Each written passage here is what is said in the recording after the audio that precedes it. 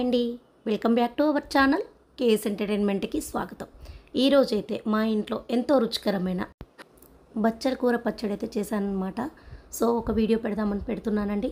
ముందుగా మనం బచ్చల కూర తీసుకోవడం వల్ల మన శరీరానికి ఏ విధంగా మేలు జరుగుతుందో చూద్దామా అండి. నాకు తెలిసిన కొన్ని విషయాలు అయితే ఇక్కడ చెప్తానండి. రక్తహీనతతో బాధపడేవారు బచ్చల కూరను తరచుగా ఆహారంలో తీసుకోవడం వల్ల ఆ సమస్య నుండి బయటపడతారండి.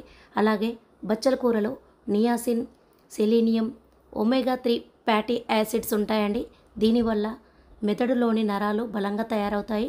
నేనైతే పచ్చడి చేశానని చెప్పాను కదా, అది ఎలా చేశాను ఇక్కడ చూపెడతానండి. ఒక 2 టేబుల్ స్పూన్ల పల్లీలు వితౌట్ ఆయిల్తో ఇలా వేపుకోవాలి. తర్వాత ఒక 2 టేబుల్ స్పూన్ల ఆయిల్ తీసుకొని నేను తీసుకున్న మెజర్కి ఒక 10 పచ్చిమిర్చి తీసుకున్నాను.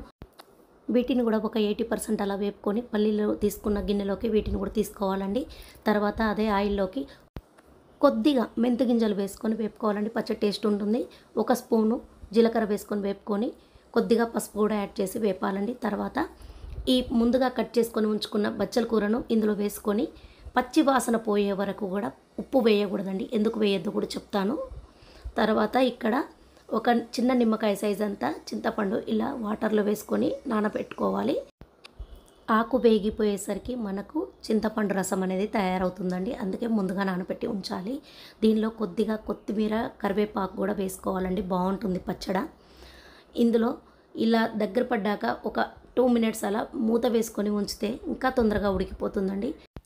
ఆకు అనేది మనం ఆయిల్లో వేపాక లాస్ట్లో ఉప్పు వేయడం వల్ల ఏమవుతుందంటే పచ్చి వాసన పోతుందండి. ఇలా లేకపోతే ఇలా వాటర్ వచ్చిందనుకోండి వాసన ఉంటుంది. సో అదొక చిన్న టిప్ మాత్రమే అండి. చూసారుగా తొందరగా దగ్గర పడిపోయింది. మనం ఉప్పు ముందే వేస్తే ఏమవుతుందంటే ఖచ్చితంగా వాటర్ వచ్చి వేగడం లేట్ అవుతుంది, పచ్చి వాసన కూడా పోదు. ఈ చిన్న టిప్ గుర్తుంచుకోవాలి. ఇవన్నిటిని కూడా మనం వేయించుకున్న వాటిని ఒకసారి ముందుగా ఇలా మిక్సింగ్ జార్లోకి వేసుకొని మెత్తని పేస్ట్ లాగా చేసుకొని తర్వాత మాత్రమే ఈ ఆకు వేసి తర్వాత చింతపండు రసాన్ని వేసి ఒక్కసారి గ్రైండ్ చేసుకుంటే సరిపోతుందండి. ఎంతో రుచికరమైన బచ్చల కూర పచ్చడి అనేది తయారైపోయింది. దీనిలోకి పెద్దగా కట్ చేసుకున్న ఒక ఆనియన్ ఇలా వేసి కలుపుకోవడమే అండి. రుచికరమైన, ఆరోగ్యకరమైన, ఎంతో టేస్టీ అయిన బచ్చల కూర పచ్చడి అయితే తయారైపోయిందండి.